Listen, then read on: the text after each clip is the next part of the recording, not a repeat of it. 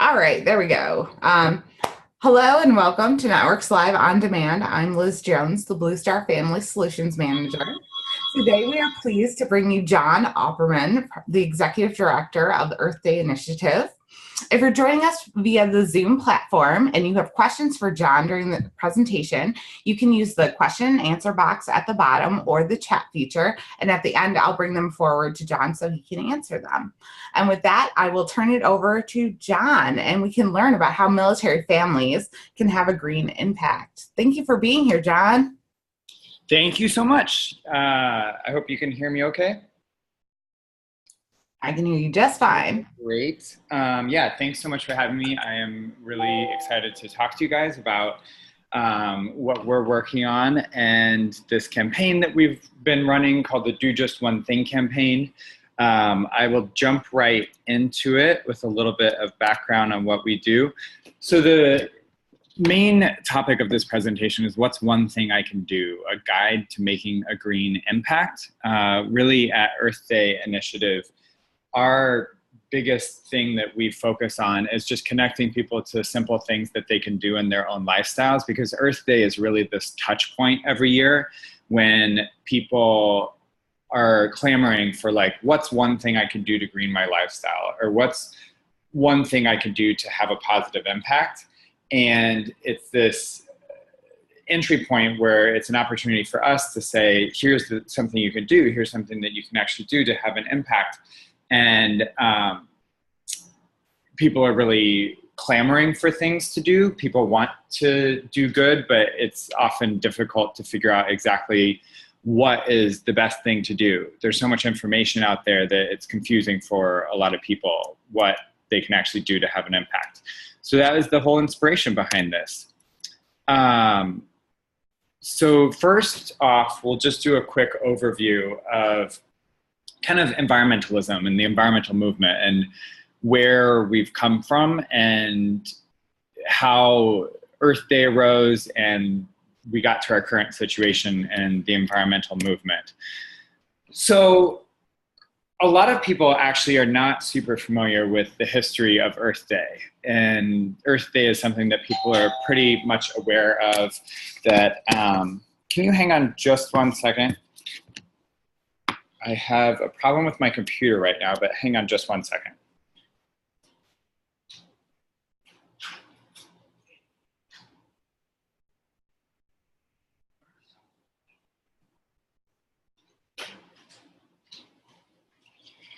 Sorry, the presentation was crashing on my end, but I hope it still looks okay on yours.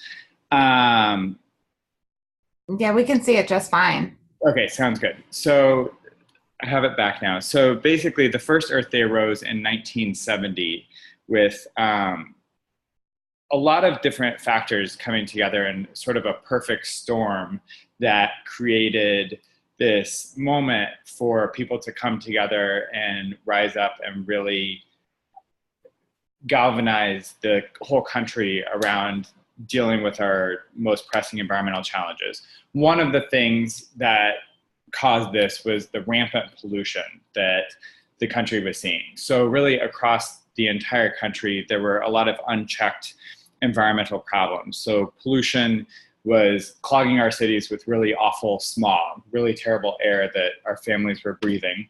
There was, right before 1970, there was an oil spill in Santa Barbara that really captured the public's attention. Also in Ohio, the Cuyahoga River caught on fire because it was so polluted that literally the water of the river was on fire.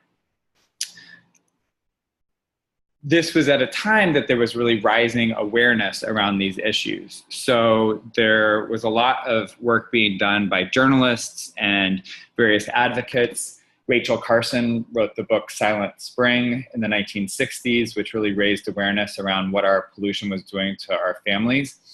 So it really created this situation where people were more aware and people were more engaged. It was also at a time when the public was very engaged on a variety of fronts around, for instance, the civil rights movement, the feminist movement, the anti-war movement. There was a lot that was happening where people were very engaged in one way or another around public advocacy. So it laid this groundwork where the public at large was primed to pay attention to these various things that were happening. So what's interesting is, for instance, the Cuyahoga River, which I said caught on fire, that was not the first time that the Cuyahoga River actually caught on fire. The Cuyahoga River was so polluted that it regularly caught on fire, but it was just that the public had become primed to pay attention to this through the advocacy efforts of various activists and the media, that then it sort of provided this perfect storm where people actually paid attention and then moved forward in a way that they were calling for action. So then the first Earth Day involved a variety of activities. There were marches, there were protests, there were teach-ins, there were activities at schools, at offices. Whatever you wanted to do to sort of get involved in this day in 1970, there were a variety of things that you could do. In that first year in 1970, 20 million people took part in that first Earth Day, which is an insane number of people, considering that was 10% of the whole population of America at the time, which I can't think of any event that in its first year, it engages 10% of the whole country's population. So people really came out in force. And then the result of that was that we actually saw a lot of change at a high level, because politicians and decision makers in society said, oh, wow, people are really actually interested in dealing with the environment in a different way than we have before. So a lot of the protections that we have today, like the EPA, the Clean Water Act, the Clean Air Act, all these different protections that we really take for granted today, we just assume that they're there. These entities exist and these protections exist. They didn't even exist before that. So it was really as a result of that early activism in 1970 that we saw huge changes take place, and some of the things that we take for granted in terms of protecting our air and water, those are a result of those early efforts in 1970. Then moving into the environment today and where we're at and what has changed. Activism obviously has focused a lot around climate change in more recent years. Climate change is sort of the 600-pound gorilla that gets a lot of attention. So a lot of the activism that we've seen in the environmental movement has focused on how to deal with climate change. So the People's Climate March several years ago really made headlines because it turned out a huge number of people, especially in New York, but also around the world. And it's a lot of people that are focused on calling on governments to act at the highest level with an international agreement, calling on businesses to act, to some extent calling on individuals to act. But a lot of that effort has been focused on climate change. And over the years, that's sort of how the environmental movement and Earth Day has worked, where it's kind of a representative. It holds up a mirror to whatever issue is most prevalent at the time. So environmentalism and Earth Day has reflected things like the issue of ozone depletion or air pollution or water pollution, but today climate change. So whatever the sort of topic of the day is, that's what will get the most attention. One thing that is a bit different about activism today is it's also trying to remedy the problems of the earlier environmental movement, in that early on in the environmental movement, the criticism of what was happening was that it very quickly became an upper middle class white movement. So it really started to reflect the priorities and needs of upper middle class white America, and it left out some traditionally more disadvantaged groups. The current climate activism is really focused on bringing more environmental justice to the situation so that it's actually reflecting the needs of underprivileged populations, so that people are represented in a more inclusive way. So it's more impoverished communities where maybe landfills or polluting industries would be represented. They can actually get more of a say in how things are determined in terms of polluting industries. So that has brought a lot more attention to these groups than was ever really taken into account before. Then obviously the media has really latched on so that most people are aware of climate change in a way that they weren't in the past. Headlines over the last decade has really brought a lot of attention to our environmental issues, and the media has covered it in a way that has evolved over time. So obviously there was a lot more climate skepticism 10 or 20 years ago, but today the media has really provided more attention to this as an issue. So then we do have a lot of people that are interested in taking action. People see this as a problem. It's more widely accepted that climate change and just environmental issues in general are something that we need to deal with. So like I said, we get this question over and over of what's one thing I can do to green my lifestyle, or what's one thing I could do to make a positive impact. So we really want to explain this stuff to people, to really allow people to take things into their own hands. Environmental issues, the challenge often is that they seem so large. Climate change is a good example of this, that it's global. It's not something that's just happening in your local community, but it's really everywhere. It is so large. And it also is somewhat abstract, that it feels like, oh, climate change, it's something that exists out there, but I'm not really sure what that looks like, or I don't totally understand the science behind it, or it feels like my individual actions can't possibly have that much of an impact because it's everyone's actions added up, but my own maybe don't seem to make much of a difference. We want to provide some easy answers to people so that if you do want to have a positive impact, you can do these things, and you can also feel like you're part of a larger group, so that added up, all of our actions actually make a substantial positive impact that make a difference.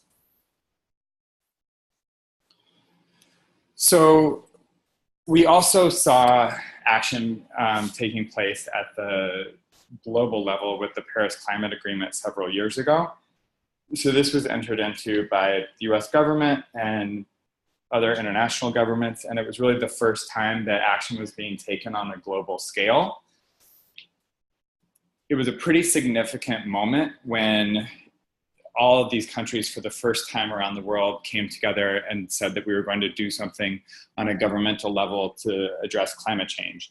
This involved all levels of government, cities, states, regions, businesses, a lot of people coming together to make commitments around reducing our climate impact. Then it looks like potentially there could be, there's a possibility that the US will pull out of the agreement, which is not a done deal. By the terms of the agreement, the US would not be able to pull out of the agreement until 2020. So we'll see what actually happens. But because this agreement was put into place, there is momentum behind a lot of different organizations actually addressing climate change.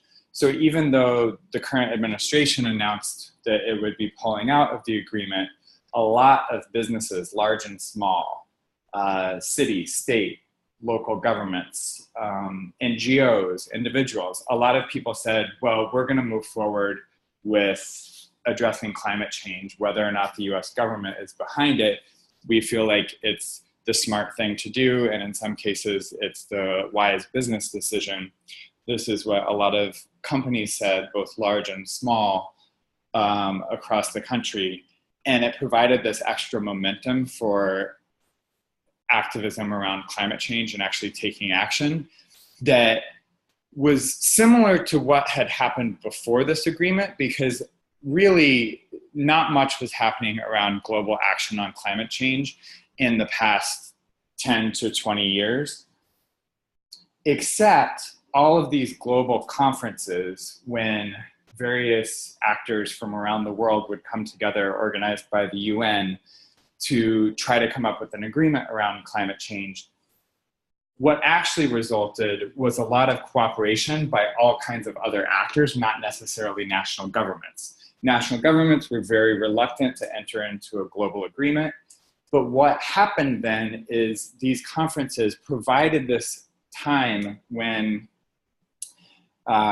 city governments, regional governments, state governments, companies large and small, NGOs, nonprofits, individuals, all were enthusiastic about dealing with climate change. So they came together and said, oh, you're doing this over here, well, I'm doing this over there. Why don't we all work together? So it provided this sort of incubator for all these different actors to work together.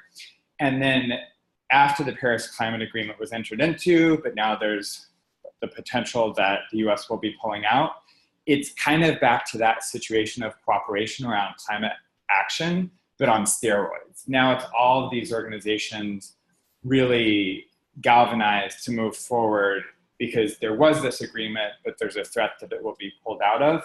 So now we see even more enthusiasm around addressing this stuff together. So now just to talk about a few different issues of sort of identifying what's the problem around this issue and then solutions.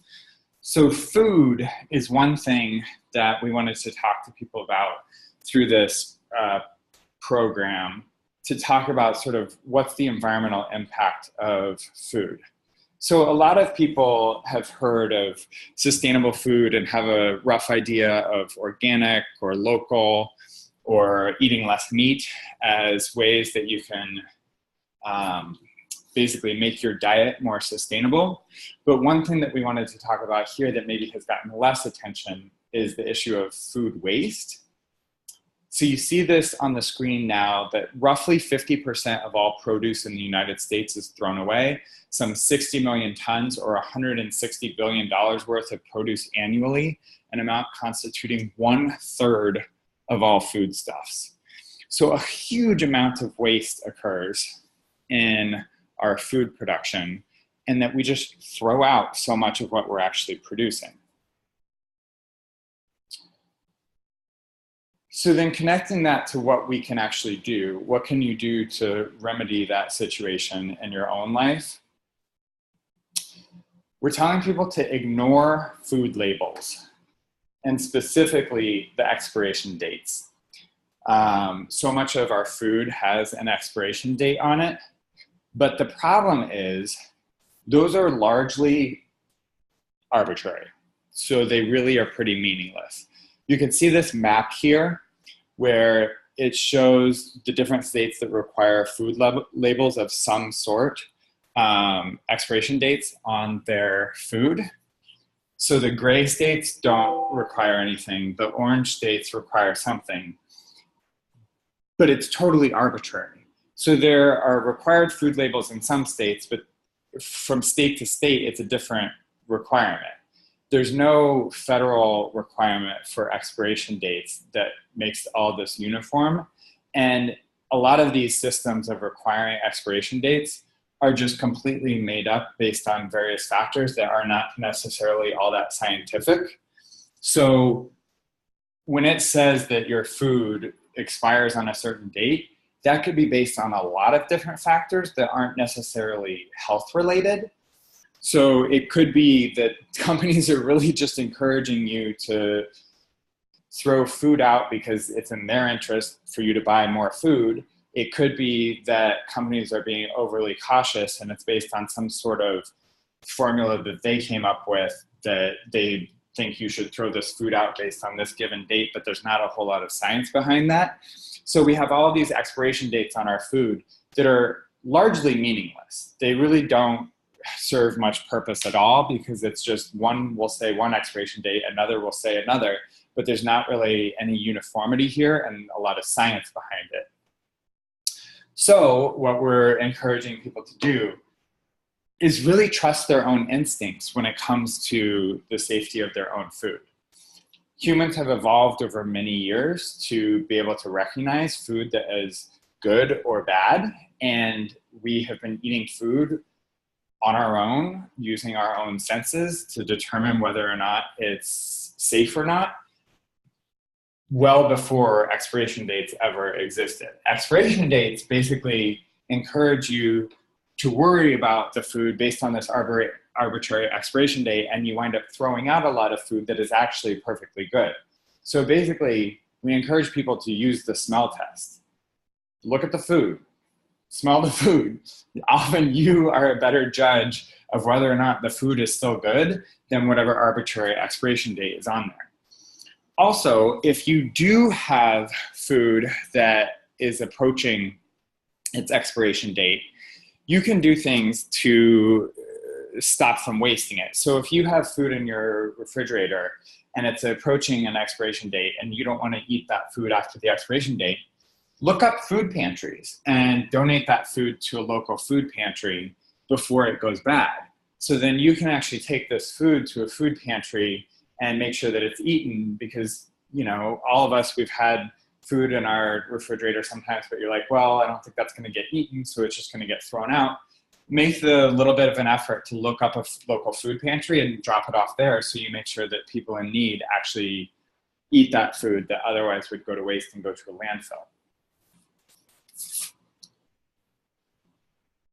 Then the next topic, water. So what is the issue with water? We really are facing an increasing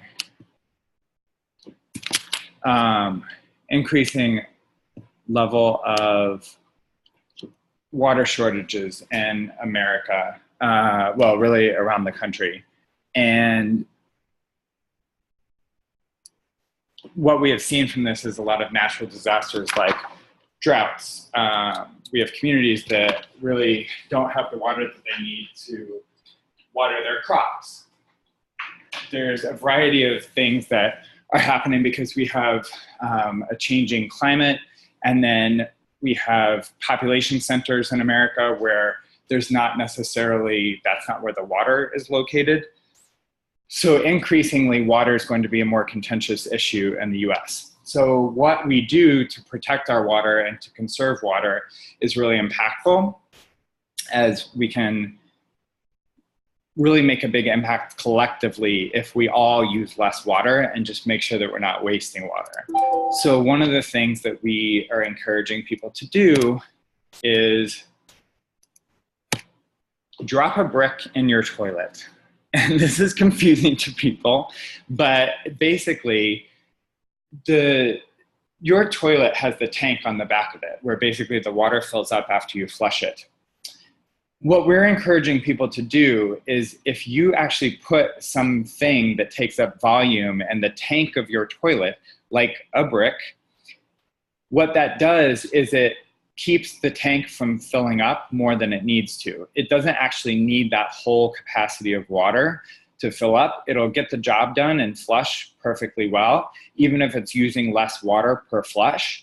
And even without investing in a brand new toilet, this is a very simple, easy, cheap solution where basically if you use something to take up more space in the volume of your tank, then each time it fills up, it uses less water to fill up, because this brick or other item that you put in there would actually be taking up some of that volume that would otherwise be filled up by water as it fills up.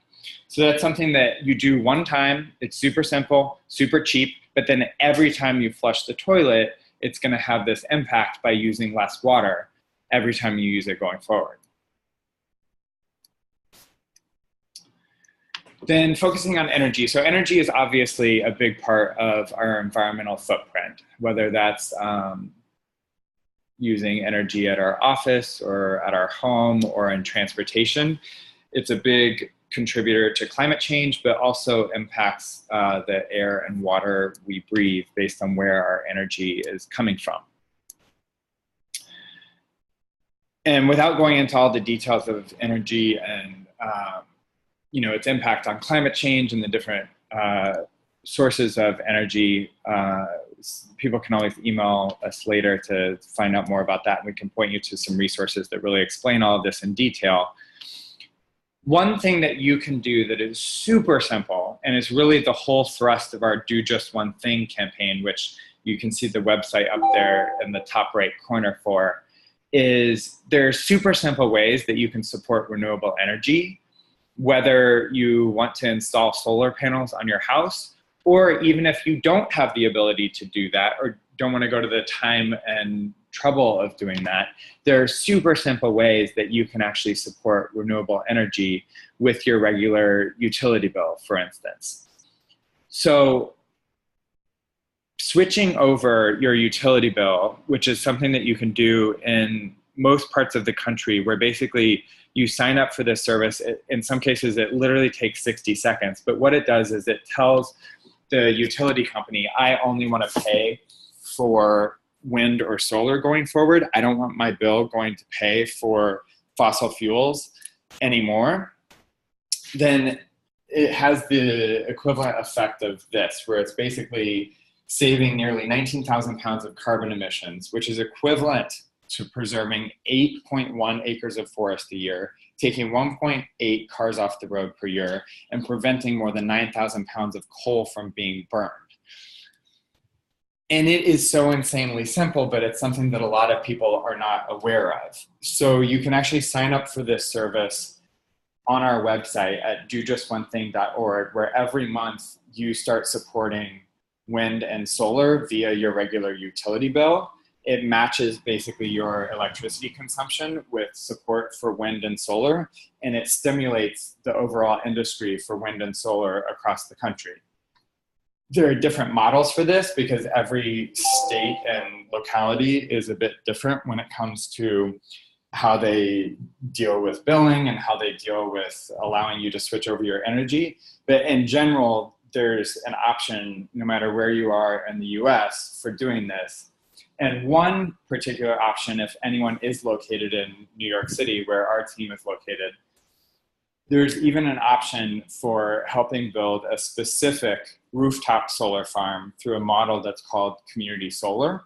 And community solar is something that has popped up across the country, where a solar developer will build a solar farm. So let's say they build a 2-acre solar farm in Colorado or somewhere in the Northeast. Then what happens is people from that surrounding community can sign up to lease a portion of the solar panels in proportion to their utility bill. So however much electricity you use a month, you're allocated a number of solar panels that is in proportion to the electricity that you use. You're leasing that, but then the utility company is required to pay you for the electricity that's generated by those solar panels. So this isn't getting installed on your roof or anything. It's installed at a farm, basically somewhere in your community, a solar farm somewhere in your community. And then the electricity is pumped back into the general electricity grid. And then the utility pays you for that electricity just in the same way that they would have to pay you if you installed solar panels on your house and you were pumping electricity back into the grid. That's electricity that the utility company is using. So then they're required to pay you for the proportion of panels from this farm that you're leasing. The way that it then works is the amount that you're paying to lease it versus the amount that you're being paid by the utility. You have a guaranteed savings of 10% in the case of this project that we have in New York. So we are building a 2.5-acre rooftop solar farm here in New York that anyone in New York City can sign up to be a part of, and then you get a guaranteed savings of 10% on your electricity bill every month. Now, after that 2.5-acre farm, we have another 1-acre farm that we're installing here in New York City, and we have other projects in the pipeline. And this is a really good option for places like New York City because it's obviously difficult for people to switch over to solar by installing solar panels on their roofs because so many people live in apartments. So you don't really have the capacity to build solar panels on your roof because you don't control the premises there. But this is a way for basically supporting the development of brand new solar energy in the New York City community, even when you don't have the capacity to build stuff on your roof, and you wind up saving money and there's no upfront costs where, if you install solar panels on your home, that's an upfront cost that you have to pay for that then pays itself off over time. But there's no upfront cost. You just sign up, and from month one, you start saving money. You can also wind up saving money by signing up for the Arcadia Power option, which again is at dojustonething.org, because Arcadia Power, if you live in parts of the country outside New York City, they will go out there and look for electricity suppliers that will drop your monthly utility bill, and at the same time support wind and solar by purchasing renewable energy certificates in proportion to the amount of electricity that you use each month. This is a one-time thing that you do. You sign up, it takes a matter of minutes, and then every month it's turning your electricity bill into a force for good by supporting wind and solar energy, helping to reduce the impacts of climate change, helping to make our air and water cleaner in whatever community we live in across the US. And it's this thing that then every month you have an impact just with that one-time action, which is really the whole inspiration behind the Do Just One Thing campaign.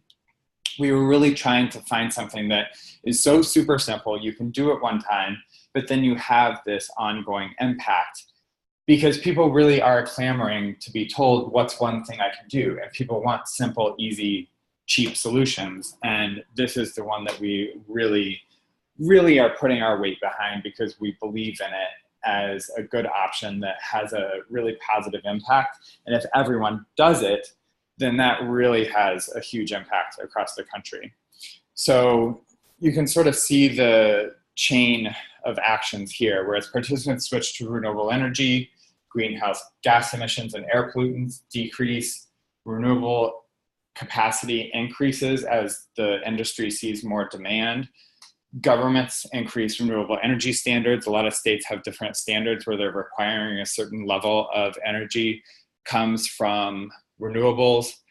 And then all of this leads to basically the mitigation of climate change and reduction in air pollution.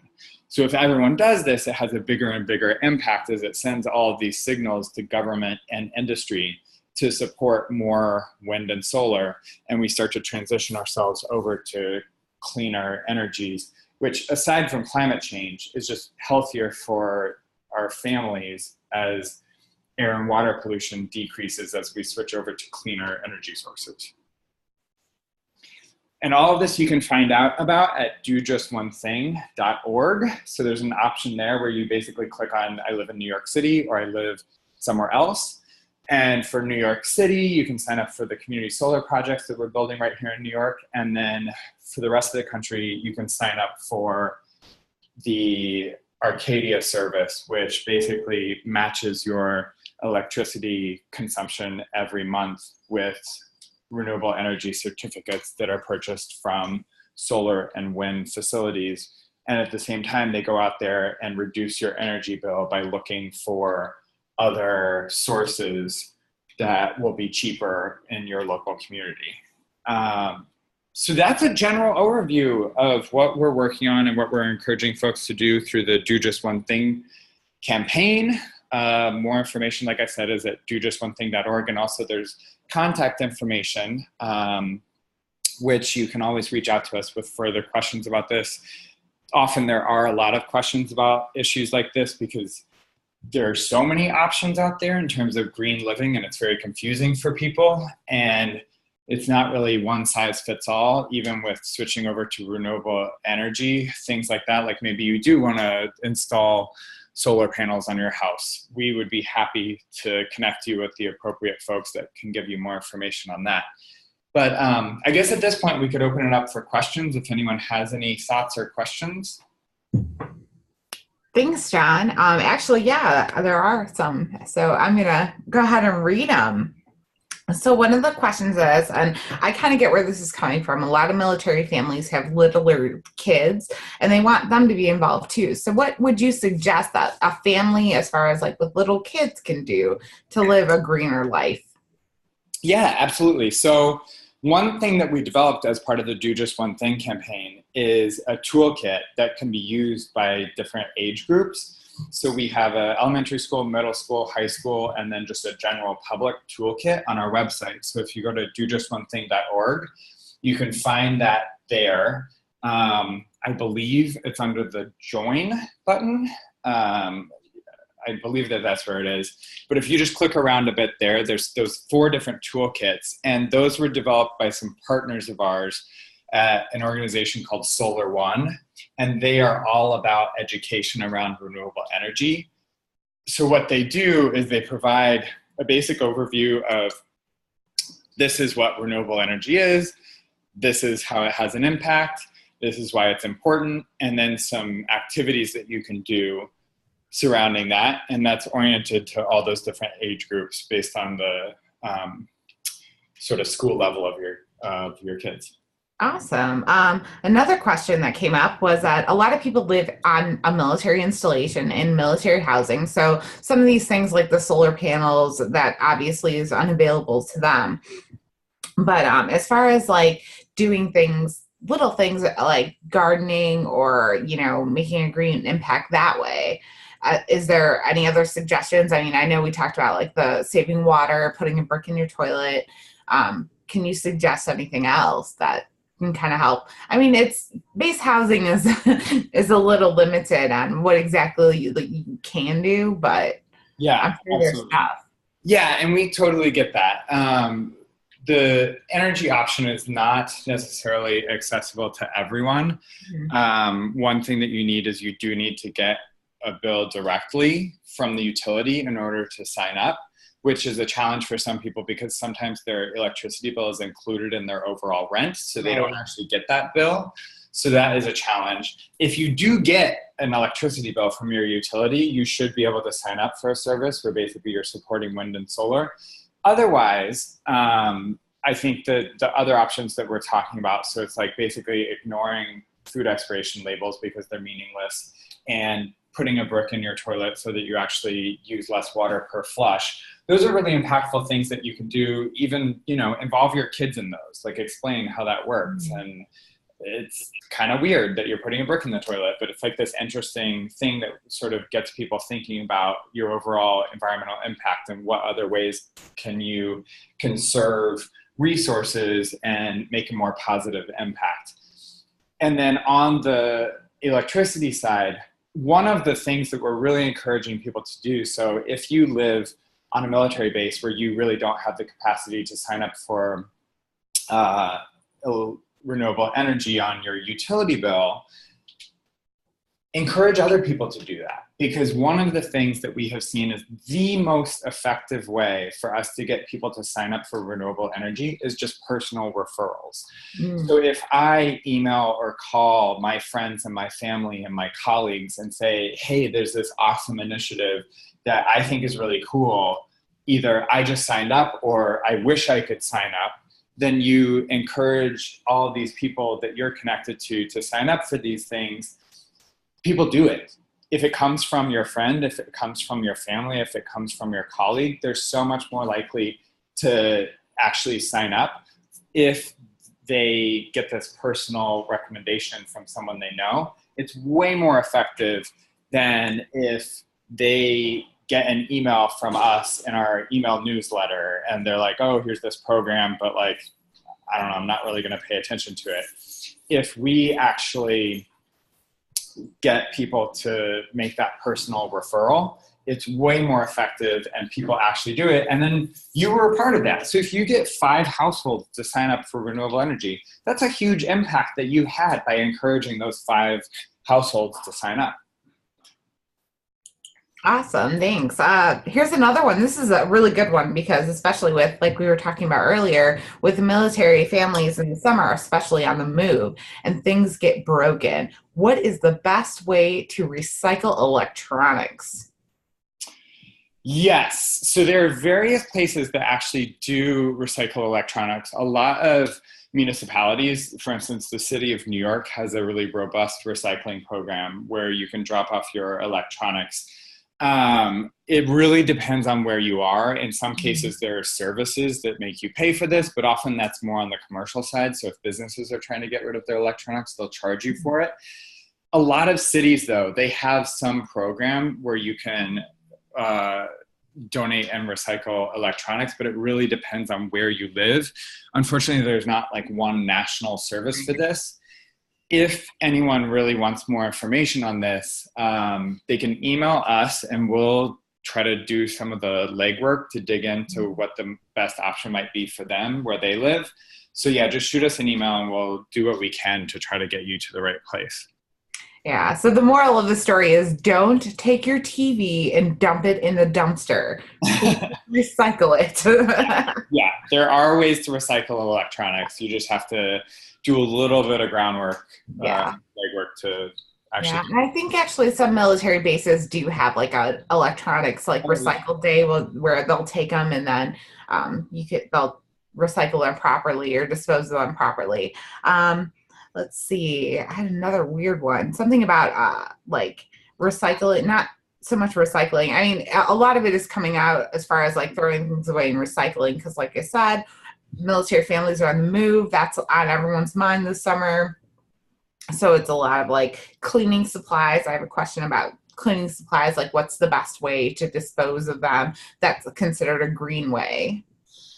Yeah, so that is another thing where you need to figure out where in your community you can dispose of cleaning supplies because a lot of that stuff really should not be going to the landfill. But again, a lot of municipalities, city governments have a program where you can dispose of those safely, but it really just depends on what options there are, what resources there are in your own community. Unfortunately, there's not like one thing that you can do nationally. It just depends on contacting your city government, contacting the waste disposal department, and often they'll have something, but it's just maybe not that well advertised, but something exists that you could do. Awesome. Yeah. I mean, I think a quick Google search on the proper way to dispose of those things instead of just, throwing them in the trash or putting them at the bottom of the can and hoping nobody notices. Mm-hmm. Because I believe that at some places, like you can't do that. So exactly. Awesome. Well, that is like all of the questions that came across. Is there anything else that you have? Yeah, that's pretty much it. But basically, looking into these simple things that you can do, we really tried to narrow it down to things that are so simple that you can do it basically one time, and then it has an ongoing impact. So check out dojustonething.org. You can sign up for renewable energy there, but you can also get onto our email list where we'll send out random little advice and tidbits through that over time, or follow us on social media, but that's all available there at dojustonething.org. Awesome. Well, again, I'm Liz Jones, the Blue Star Family's solutions manager, and I can be reached at ljones@bluestarfam.org. And John is the executive director of the Earth Day Initiative, and he can be reached at JOPPERMANN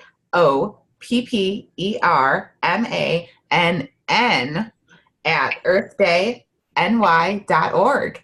So thank you everyone for joining us and have a wonderful afternoon. Thanks so much.